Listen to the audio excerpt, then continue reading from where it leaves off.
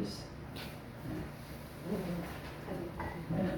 의사전도원 이병욱 박사 이야기인데 그는 현장 전도 7년 그래서 무시로 독대고 무시당해도 거기에서 전도한다는 거예요.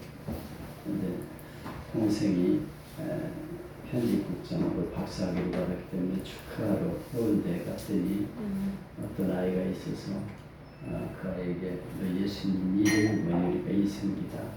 너 내가 아는 탤런트보다 더 훌륭하게 될 것 같다. 네 소원이 뭐냐, 꿈이 뭐냐 그랬더니 우리 할아버지 예수 믿는 거예요. 또 다른 소원이 뭐냐 그랬더니 우리 아빠 엄마하고 예배드리는 거예요. 너무 감동돼요.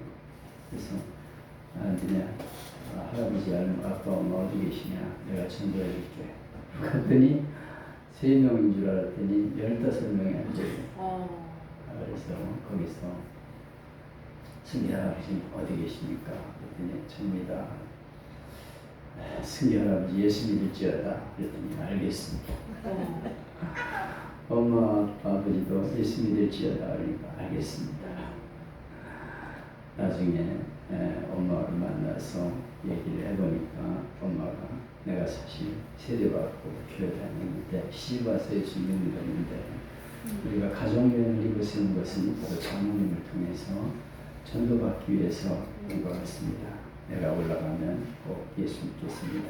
이렇게 고백하더라. 그 영상이죠. 그 형 동생이 얘기합니다. 그 모습을 지켜보더니 나는 형이 정말 무식하게 생각했다. 어떻게 박사가 전도지 들고 저렇게 아무한테나 전도하냐. 그랬는데 오늘 존경하게 됐다. 내가 그동안 잘못했다. 회개한다. 이렇게 말하더라는 얘기를 동영상을 보셨습니다.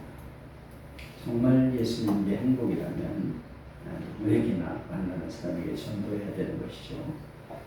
그런 행복이 과연 우리에게 있느냐. 그렇지 못하기 때문에 전도를 잘 못한다는 것이죠. 때를 얻든지 못 얻든지 우리는 전도자로서 전도에 힘쓰면서 한다. 그런 메시지가 되겠습니다. 오늘도 성남소망교회에서 콩깍지 예배를 드리게 되었는데요. 이제 곧 코로나가 끝나고 아울렛 예배가 회복되리라고 믿습니다. 아멘. 그날을 바라면서 우리 힘을 낼 수 있어야 하겠습니다. 오늘은 하나님의 절대 주권적인 선택. 하나님이 우리를 절대적으로 선택해 주셨다. 그것은 내가 선택한 것이 아니요 하나님의 선택이다 하는 그런 제목인데요. 구원론에 대한 아주 중요한 메시지가 되겠습니다. 이 말씀이 우리의 신앙 고백이 되고 그런 고백을 가지고 우리가 하나님께 선택받은 사람들에게 복음을 전해서 저들을 구원하는 도구로 살아갈 수 있어야 하겠습니다. 여기 본문을 보면 사도 바울의 가장 큰 고민은 왜 유대인들이 예수를 안 믿을까? 복음을 전해도 왜 다른 사람들은 예수를 받아들이는데 유대인들은 안 믿고 저렇게 핍박을 할까? 하는 것이 사도 바울의 고민이었죠. 그리고 그의 고민은 저들이 저렇게 죄를 짓고 나서 하나님 앞에 가면 심판을 받을 텐데 그 죄를 어찌하면 좋을까? 하는 것이 사도 바울의 고민이었습니다. 예수님도 십자가에서 아버지 저들은 저들의 죄를 알지 못하고 있습니다. 그리고 사죄의 기도를 드렸던 것처럼 정말 예수님 믿는 게 뭔지도 모르고 예수님 누군지도 모르고 핍박하는 사람들 보면 저들이 죄를 어찌 감당하려고 저런 일을 하나 하는 게 믿는 사람의 고민이죠. 그러면서 그는 성경적으로 고민을 하다가 해답을 얻는데 로마서 9장에서 11장까지 석 장에 걸쳐서 이 내용을 말하고 있는 거죠. 오늘도 그 중에 일부인데 그는 신앙적으로 이 문제를 풀고 있습니다. 우리가 믿음으로 하나님 말씀을 보면 거기서 해답이 나와요. 자꾸 이론적으로 생각하고 이래저래 생각하면 해답이 없습니다. 그러나 믿음으로 하나님 말씀을 받아들이면 거기서 문제가 해결되고 해답을 얻게 되는 것입니다. 그래서 사도 바울은 성경 말씀에서 해답을 찾는데 특별히 구약 성경에서 해답을 찾아요. 우리는 특별히 성경 속에서 답을 찾아야 합니다. 사람들의 말을 자꾸 받아들이려고 하면 안 돼요. 자꾸 누구의 간증, 누구의 하는 말 이런 거에서 답을 찾으려면 안 됩니다. 인간적인 생각이 거기 들어가 있고 자기 주관적인 생각이 들어가 있기 때문에 잘못되기 쉬워요. 그래서 하나님 말씀에 비추어 보면서 해답을 찾아야 되는 것이죠. 아멘. 바울은 유대 사람들이 예수님을 박해하고 십자가에 못 박았죠. 그리고 바울도 괴롭히는데 그러나 하나님은 저들을 절대로 버리지 않는다. 하나님의 약속이 있고 하나님이 계획하신 바가 있다. 이렇게 믿고 있어요. 하나님은 실패하는 분이 아니라는 거예요. 하나님이 선택한 백성을 그냥 두실 리가 없다. 반드시 하나님 백성을 구원하실 것이다. 이렇게 하나님 말씀에서 소망을 가지고 있는 것을 보게 됩니다. 오늘 본문에 몇 가지 사도 바울이 하고 있는 말씀을 볼 수가 있는데요. 첫째는 구원은 단체적인 것이 아니고 개인적이라는 거예요. 사도 바울은 잘못 생각했습니다. 왜 유대인들이 예수를 안 믿을까? 왜 이방인들은 예수를 믿는데 유대인들은 안 믿을까? 이렇게 자꾸 유대인들 전체를 가지고 싸잡아서 얘기를 했어요. 근데 잘못된 생각입니다. 가끔 연애를 하다가 실패한 아가씨가 목사님께 말하죠. 남자들은 다 늑대예요. 남자들은 다 나빠요. 이렇게 얘기를 합니다. 너무 그런 얘기를 하니까 어느 목사님이 보시오, 나 좀 보시오. 나도 남자요. 나도 남자란 말이 그랬더니 목사님은 빼고요. 그렇게 말하더라는 것이요. 사실 얼마나 많이 만나봤길래 남자들은 다 도둑이고 나쁜 놈들이고 이렇게 말하는 겁니까? 사도 바울이 사실 유대인들에게 핍박을 많이 받았지만 직접적으로 핍박한 사람은 몇 사람 안 되거든요. 몇 사람 때문에 유대 사람들은 다 나쁘고 다 구원 못 받는다 이렇게 생각하면 안 된다는 거죠. 사실 바울이 예수를 믿었고 베드로가 예수를 믿었고 요한도 예수를 믿었고 초대교회 3,000명이 회개하고 예수를 믿었고 수많은 사람이 기독교인으로 결정을 하고 예수를 믿게 되었어요. 근데 유대 사람들은 왜 안 믿을까? 저들은 왜 그렇게 핍박할까? 이렇게 말한 게 잘못이라는 거예요. 하나님은 유대인들도 사랑하고 구원하여 주신다. 이렇게 사도 바울은 말하고 있습니다. 여러분 우리가 어느 민족, 어느 단체, 어느 공동체 이거를 한꺼번에 싸잡아 말하는 것은 잘못입니다. 구원의 문제는 개인적인 거예요. 네. 가끔 우리는 어느 나라 사람은 어떤 민족성이 어떻고 어느 지방 사람은 어떻고 이렇게 자꾸 말할 때가 있어요. 그래서 어느 지방 사람은 나쁘고 아주 틀린 거 없고 막 이렇게 말을 하는데 잘못된 거죠. 사실 그런 말은 조심해야 됩니다. 그 지방 사람은 다 나쁩니까? 아니요. 정말 좋은 사람 많아요. 얼마나 열정적으로 나라도 사랑하고 복음이 뜨거운지 모릅니다. 근데 이 편협된 생각을 가지고 그 지방 사람들은 다 나쁘다 이런 생각을 가질 수가 있어요. 그렇게 말할 수도 있는데 이것은 조심해야 될 말인 것입니다.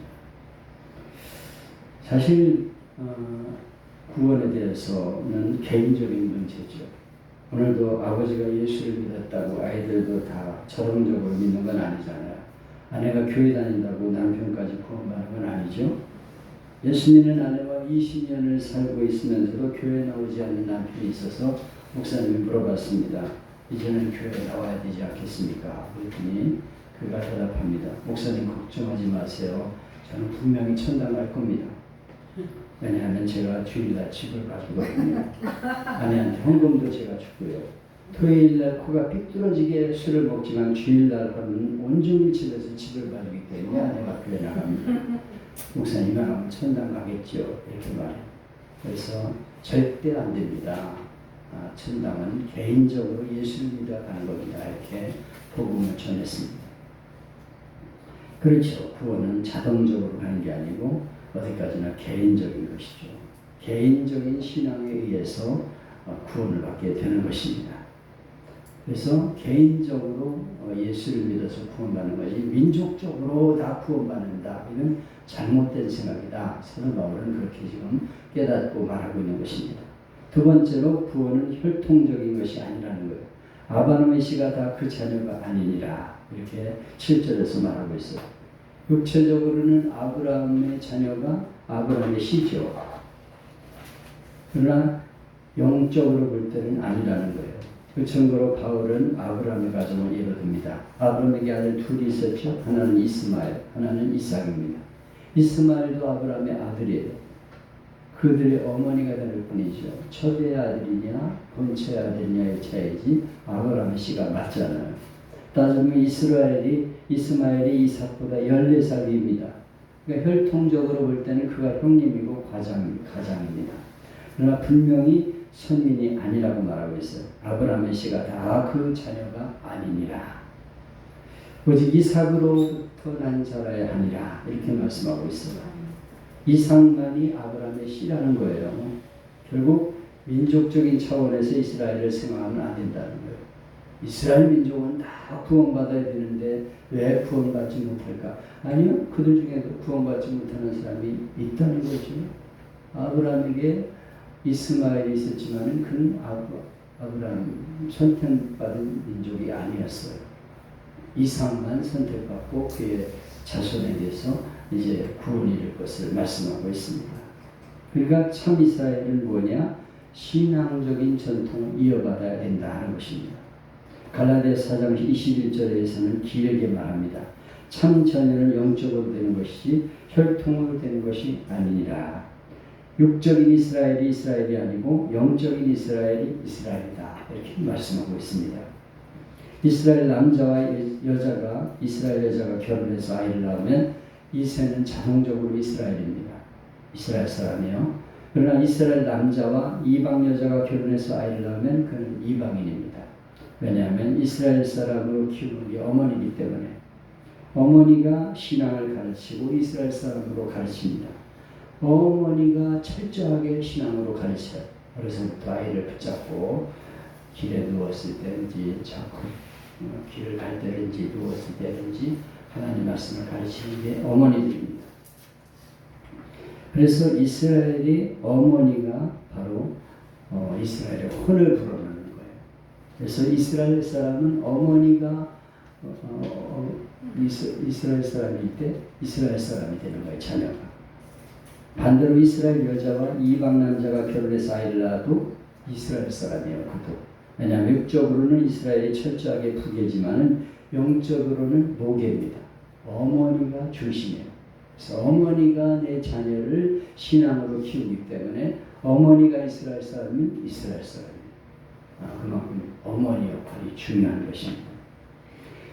그리고 아브라함의 자손이라고 해서 다 아브라함의 자손이 아니라는 거예요. 영적으로 아브라함의 자손이 되어야 아브라함의 자손이다. 이렇게 설명하고 있습니다. 혈통이 아니라는 거예요. 혈통을 타고났다고 해서 아브라함의 자손이 아니다. 이렇게 말씀하고 있어요. 영적으로 아브라함의 자손이 되어야 한다는 것을 말하고 있는 것이고요. 세 번째는 약속의 자녀입니다. 약속이 먼저 있어야 돼요. 하나님이 이삭에게서 난 자가 아브라함의 신이라 이렇게 말씀했어요. 이런 하나님의 약속이 있기 때문에 하나님의 약속이 그대로 이루어지는 것이죠. 그 약속의 말씀을 붙잡고 아브라함은 25년이나 기다립니다. 20년 동안 얼마나 아브라함이 애타게 기다렸겠습니까? 그리고 나서 그 약속이 이루어지게 된 것입니다.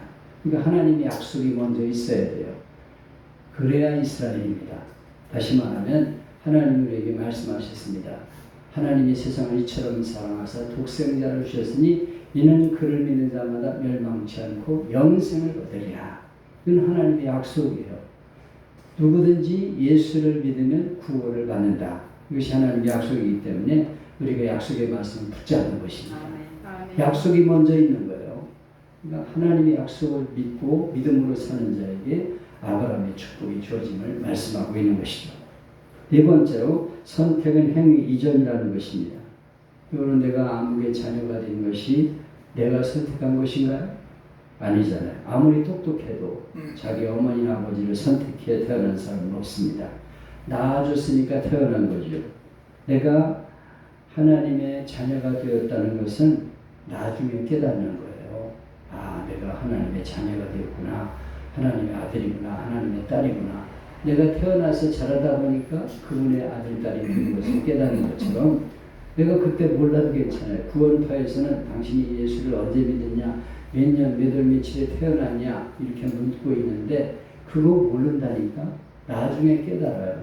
아, 그때 내가 예수를 믿게 되었구나. 내가 하나님의 아들이구나, 딸이구나 하는 것을 깨닫게 되는 것입니다. 하나님의 자녀가 되고 나서 하나님의 자녀로 하나님이 훈련시키면서 키워가시는 거죠. 그래서 하나님의 자녀답게 점점 변화시켜 나가게 되는 것입니다. 그러니까 우리가 뭐 행위 가지고서 자꾸 하나님의 자녀냐 마냐 그렇게 따져서는 안 돼요. 행위 이전에 하나님의 선택이 먼저 있었기 때문입니다. 이것을 우리는 분명히 알아야 돼요. 선택이 있었고 그 뒤에 구원이 이루어지게 되고 하나님의 자녀로서 그렇게 살아가도록 하나님이 점점 키워가신 것입니다. 여러분 금방 변화되기를 기대하지만 그렇게 안 된다니까. 자꾸 거듭나고 변화되어 가면서 하나님 자녀답게 하나님 훈련시키며 다듬어 나가시는 거죠. 다섯 번째 본문은 선택과 부르심에 대해 말씀하고 있어요. 어떤 때는 나 스스로 믿은 것처럼 보여져요. 그러나 깊이 생각하면 하나님이 나를 믿게 하신 거예요.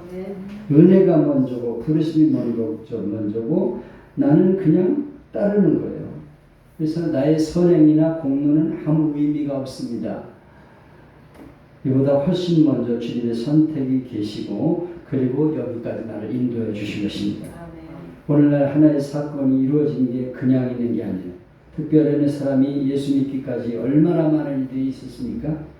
이런 사건 저런 사건, 어떤 사람은 만시창이가 되어 교회 나오고 마치 끌려 나오는 것처럼 교회 나오는 사람도 있어요. 하지 못해서 교회 끌려 나왔다가 예수를 믿는 사람도 있어요. 그 많은 시간 동안 실패도 하고 병들기도 하고 얻어맞기도 하고 엎치다 뒤치다 많은 일이 있습니다. 그리고 이제야 마음을 열고 깨닫고 하나님의 사람이 되는 것이죠.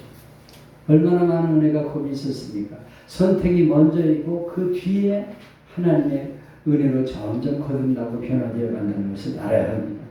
그러니까 우리 신앙 고백은 내가 한 일을 얘기해서는 안 되는 거예요.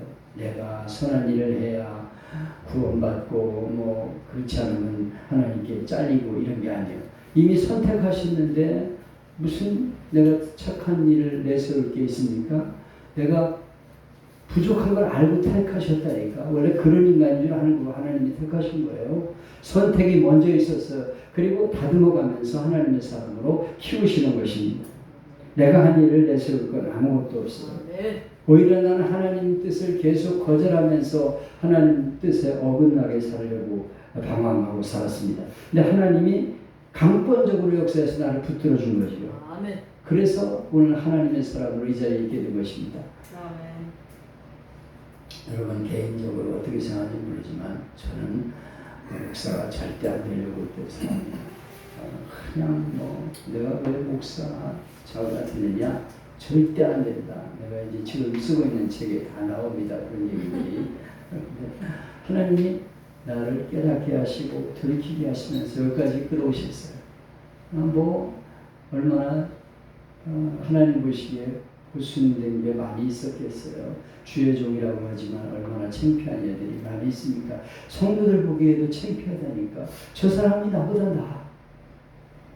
외로운 생활로 볼 적에는 야, 근데 왜 저런 사람을 주의 종을 안 쓰시고 나 같은 사람 쓰셨나 이런 생각이 들 때가 있어요. 근데 하나님이 그럼에도 불구하고 나를 택하셨다는 게 얼마나 감사한지 몰라. 하나님이 하나님 앞에 의로움을 내세우지 말라니까. 그리고 내가 부족하다고 하나님이 내친다는 생각하지 말라는데요. 이미 선택이 먼저 있었어요. 그 뒤에 하나님이 나를 훈련시키고 다듬어 가시면서 오늘 있게 하신 것을 알아야 합니다. 그리고 여섯 번째는 우리가 사랑받을 만한 자격이 있어 사랑받는 사람이 아니라는 것입니다. 하나님이 우리를 사랑하신다. 그렇기 때문에 하나님이 나를 사랑하시는구나. 그렇게 생각하는 거죠. 아무것도 거기에 대해 따지지 마세요. 묻지도 말고 따지지도 마세요. 또 하나 중요한 것은 이제 사랑받을 만한 자로 사랑받을 만한 존재로 작품을 만들어 가시는 거예요. 자꾸만 다듬어 나가십니다. 죽을 때까지 변화되는 게 성화예요. 성화. 그리고 나서 영화로운 세상의 영화는 마지막 천국에 갈 때 이루어지는 거죠. 우리는 이 땅에서는 계속 다듬어져 나가는 거예요. 성화되어 나가는 것입니다. 또 다듬어지고 또 깨지고 새로워지고 하나님 앞에 또 엎드리게 되고 하나님 내가 너무 부족해요. 나 같은 인간 하나님이 살아주신 걸 너무 감사해요. 그러면서 주님 앞에 나가게 되는 것이죠. 이것이 우리에게 주어진 생애임을 알아야 합니다. 여기에 하나님의 약속과 선택이 있습니다. 성경에 보니까 오늘 성경에 보니까 에서와 야곱을 놓고 말하기를 내가 야곱은 사랑하고 에서는 미워하였다 이렇게 말씀해요. 태어나기도 전에 지나치지 않습니까? 그러나 그것이 하나님의 절대 주권입니다. 아멘. 하나님의 절대 주권적인 사랑에 의해서 야곱을 하나님이 택하셨다는 거예요. 그러니까 나의 의로움을 내세워도 안 되고 나의 부족함을 얘기해도 안 돼요. 하나님 나를 선택해 주셨다는 것에 대해서 감사할 밖에 없는 것입니다. 그래서 우리는 하나님 앞에 고백할 말은 다윗의 고백처럼 이렇게 고백할 수밖에 없어요. 인생이 무엇이고 한데 저를 사랑하십니까? 인생이 무엇이고 한데 저를 돌보시나이까? 내가 무엇이기에 주께서 나를 사랑하시나이까? 이 말 외에는 할 게 없어. 하나님 내가 뭔데 나를 이렇게 사랑해 주십니까? 하나님 뭔데 나를 이렇게 돌봐 주십니까? 하나님 너무너무 감사합니다. 그렇게 고백할 수밖에 없어요. 사도 바울은 믿을 사람 중에도 구원이 있는 것을 보았고 하나님의 절대 주권을 믿었습니다. 그러므로 그런 이스라엘 사람들이 자기를 괴롭힌다고 절대 낙심하지 않았어요. 하나님 반드시 당신 사람들을 부르실 것이다. 또 하나님의 역사는 절대로 실패하지 않는다. 그것을 바라면서 오직 감사, 오직 은혜, 오직 충성만으로 신사명을 감당할 수 있었습니다. 여러분 이제 우리도 하나님의 절대 주권적인 사랑을 믿어야 합니다. 내가 하나님을 선택한 것이 아니고 하나님이 나를 선택해 주셨다. 그리고 그 사랑이 나를 붙잡고 천국까지 인도하여 주실 것이다. 추호도 그 은혜를 잊지 말고 그 사랑을 잊지 말아야 합니다. 그리고 오직 감사함으로 살아야 될 것입니다.